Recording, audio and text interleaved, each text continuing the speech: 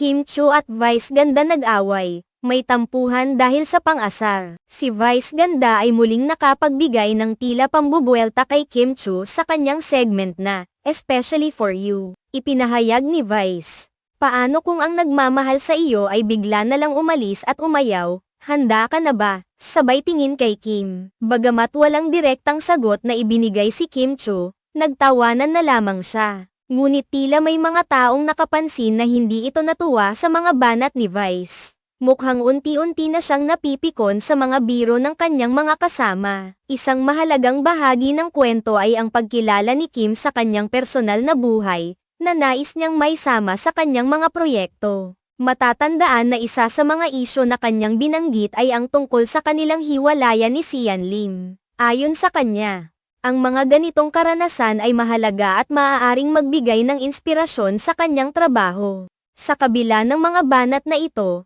patuloy pa rin ang kanilang samahan sa industriya, na puno ng mga biruan at tawanan. Bagamat may mga pagkakataon ng tensyon sa kanilang interaksyon, makikita pa rin ang respeto at pagkakaibigan sa pagitan nila.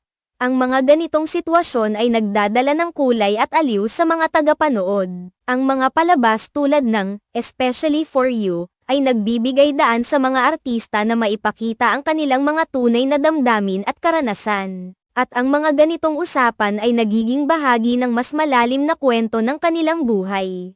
Nakakatulong din ito upang mas makilala pa ang mga personalidad sa showbiz. Maraming mga tao ang nag-aabang sa mga ganitong insidente, hindi lamang para sa entertainment, kundi dahil ito rin ay nagiging usapan sa social media. Ang mga biruan, lalo na kung ito ay naglalaman ng mga katotohanan sa buhay ng mga artista, ay nagiging usaping mainit at talakayan sa mga tagahanga. Sa kabila ng mga pangyayari, mahalaga ang pagkakaroon ng humor sa buhay, at si Vice Ganda ay kilalang kilala sa kanyang husay sa pagbibigay ng aliw sa mga tao. Gayunpaman, dapat ding isaalang-alang ang damdamin ng ibang tao, lalo na kung ang pinag-uusapan ay may kinalaman sa kanilang personal na buhay. Ang mga artista ay tao rin at may mga pinagdadaanan, kaya't mahalaga ang sensitivity sa mga ganitong pagkakataon. Habang nakakatulong ang mga banat na ito upang magbigay ng aliw, may hangganan din ito na dapat respetuhin.